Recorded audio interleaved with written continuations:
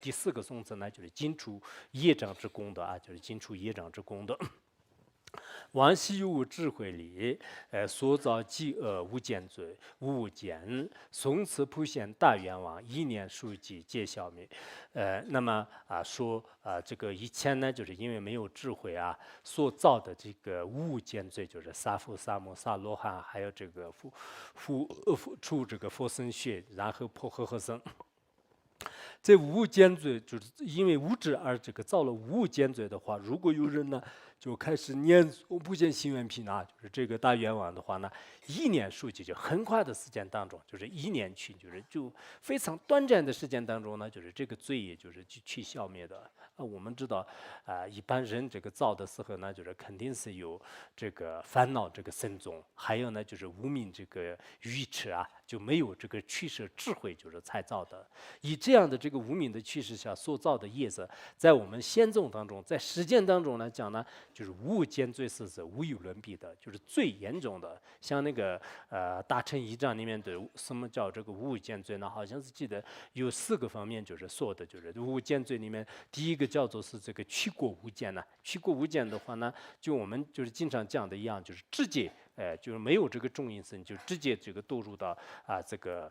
就地狱里面去的，就去过无间的。然后有疏苦无间呢，就是从那个就是入于这个地狱到一直最后这个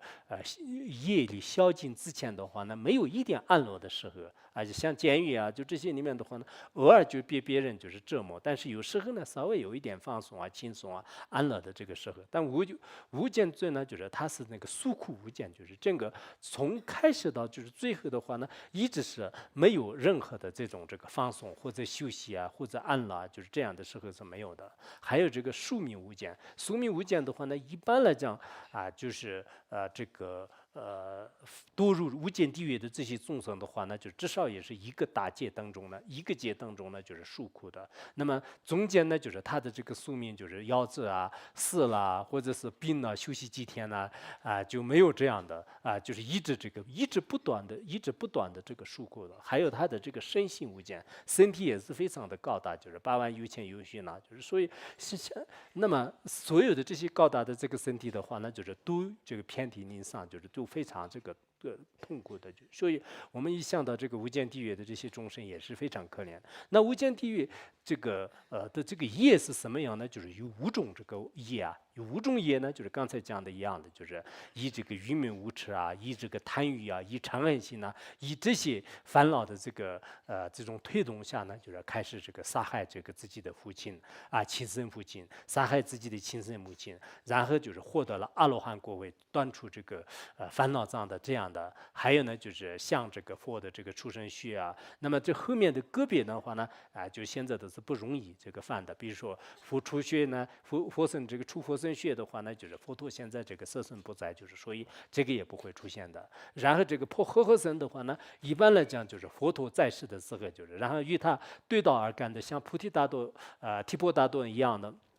任这个在世，就是所以这个也一般来讲是按照俱舍论的观点也不会这个出现的。然后阿罗汉的话呢，就是在佛法这个过期的时候是阿罗汉就是就出现于世，就是现在呢阿罗汉也是没有的。就是原来有一个道友，就是他说是他已经基本上获得了阿罗汉果位，其实我们现在实践当中根本不知道什么是阿罗汉，有时候就觉得是很奇怪。他就我说是什么这个叫基本上，就是他说我凡是这个经常感觉得到，就是没有烦恼。听说阿罗汉也没有烦恼的嘛，所以我基本上得到了阿罗汉果位。所以除了可能就是这些人以外呢，基本上可能没有这个阿罗汉。那么其他的，比如说杀父杀母，就是这个呢，就是现在就是包括有些这个新闻呢，就是在很多方面的话呢，现在这个特别多的就是按理来讲是在实践当中恩德最大的呢，就是这个父母就是父母。但如果杀了他们的话呢，那实践当中是过失最大的。可是造了这么非常可怕的无物间罪的话呢，如果有些人就是念了这个普贤行愿品啊，念了这个普贤行愿品的话，那就是决定会是这个消除的，就是这个是还是很惊讶的，就因为先宗自宗当中的话呢，普贤行愿品本来这个造无物间罪是造了以后的话呢，你直接就是堕入这个地狱当中的。啊，就非常这个严重，再没有更严重的这个罪了，在贤宗自宗当中是没有的。然后但是这个念了普贤行愿品的话呢，就让这个断除这种这个罪业啊，就包括这个华严经的，应该是长行文里面也是这样的吧，就是说是这个如果对普贤行愿品呢，就是升起就是很深的这个信心啊，就是很深的这个信心，然后呢就是念诵这个普贤行愿品，或者是写上那个四句啊，就四个这个偈颂啊，那这样的话呢，就是无物间罪呢，就是全部这个清除。并且呢，就是身体和心的这种痛苦啊、烦恼啊，还有呢，就是维生素的这个一切的恶业呢，就是统统这个消灭，就是统统消灭。那这样的话呢，不仅是无物见罪，就是还有我们实践当中的很多的这个，包括我们这个入了这个菩萨界的这个犯菩萨界的，入了别解脱界的犯别解脱界的，然后我们这个平时当中的就是，比如说这个杀盗淫妄，就是以及这个十不三业啊，就是八种这个堕罪等等，就是许许多多的这些罪业的话呢，你念诵普贤行愿品以后呢，会这个迁除的。所以它也是一个非常这个殊胜的一个忏悔文啊，就是忏悔文。我记得以前那个，这个法王如意宝讲那个普贤行愿品，普贤行愿品的时候呢，然后那个我们学院就是很多老场主就是比较这个认识的，有一个老堪布叫做堪布嘎多，然后堪布嘎多的话呢，就开始提出拘束，就是提出问题，然后问问题呢，就是说那么简单呢，就是光念一遍普贤行愿品的话呢，就是造了真的这个。比如说一个人杀了父亲和母亲都杀了，然后他就杀完那以后念一个普贤行愿品，然后是不是已经没有罪业了？然后法王就是给他回答，就是说是的确就是念这个，他也没有什么这个要求啊，就观想啊，也没有这么讲，就让你诵这个普贤行愿品，以这个诵经文的这个功德呢，就是迁除这个罪业就是迁除罪业。那这样的话呢，是不是实践当中呢，有很多人这个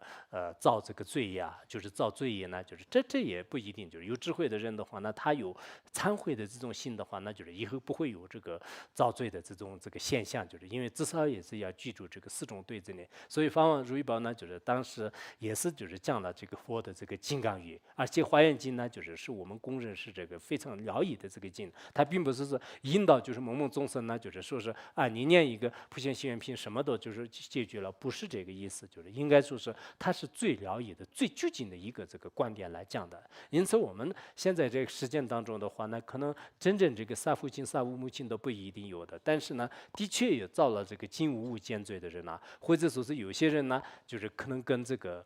就无物见罪比较相同的，就是在实践当中造了很多的这个业这一点呢，我想是无论是出家人、在家人当中肯定是很多的。那这样的话，我们用通过什么样，在临死之前是通过什么样来忏悔呢？一方面念金刚萨埵百字明来，就是忏悔也很重要。但另一方面呢，念普贤行愿品是最好的这个忏悔，而且这里要求也不高，就是这是通过这个诵词就是诵词普贤大愿望，就是并没有说是你一定要观想的这个清清楚楚然后所有的这些观修没有这个观想好的话，那就是没有功德，并没有这么讲的，就是至少也是你对大乘佛法有这个坚定的这个信心。如果你信心的没有的话，那就是不可能的。所以呢，我们要有信心，要有智慧的，在这个前提下呢，就是一定会是就是所有的这个功德都得得到的。如果我们没有就是要么是没有信心，要么是没有这个智慧的话，那就是恐怕这个诵经也好，或者是修持三法呢，就是不一定就是成功的。比如说《涅槃经》里面呢，就是讲过，就是说是若人这个信心就是无有智慧就若人信心无有智慧，世人则能增长无明。就是他说是有了这个信心，就是没有智慧的话，那么这个人呢，是增长这个无明的。如人这个智慧就是无有这个信心世人则能增长这个应该是这个谢见就是增长谢见。其实这个校正很重要的就这个校正很重要。我们希望呢，就是原来那个这个民俗参就什么那个什么永民参什么。啊啊，是吗？就是那个也是有比较相同的一个校正，但是不是涅槃经里面的这个校正还是很重要的。我们要有智慧，要有信心的话，那就是在这个所有的这个功德啊，都会这个圆满得到的。因此呢，我们应该有这个信心呢，以后呢，好好的这个念普贤行愿品，因为每个人就是自己可能这个想得起的，想不起的。即使有些人呢，今生当中没有造业，但是这前世的前世造的很多的业。有些人呢，我前一段时间说了吧，尤其是我们这个汉地大城市里面的人，还是有时候是这个业力比较这个慎重，就是从小的时候呢，就是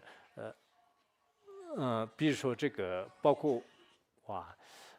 包括吃饭呐、就杀过很多生，就是的确是杀过很多这个众生。那还有呢，就是许许多多的这些恶业的话呢，我们在临死之前没有参尽，就是非常这个遗憾，就是因此呢，就为什么不念普贤行愿品，就是至少也是如果能发愿的话呢，因为我们不可能在一个学院里面或者在一个团体当中永远的这个居住。如果你们这次讲完普贤行愿品以后呢，至少也是自己那个就是如果没有特殊情况下的话呢，就是一定要发愿，就是一天的至少也念一遍呢，就念一遍普贤行愿品的话呢，我想临终的时候呢，就是你一定会是这个往生极乐世界。就这是我们每个人来讲是应该就是作为佛教徒来讲是很重要的。如果你不信仰这一点的话呢，那就另当别论。因此呢，就大家懂得了这个普贤行愿品的这个功德的话呢，的确也是非常非常的这个殊胜。